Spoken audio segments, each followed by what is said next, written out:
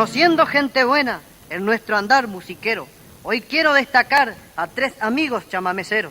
Ellos son Quelito el zapateador, Nené el sonriente y Capataz el cantor. Son los 3 hermanos Farina, orgullo de Lievin Corrientes, de nuestra querida Argentina.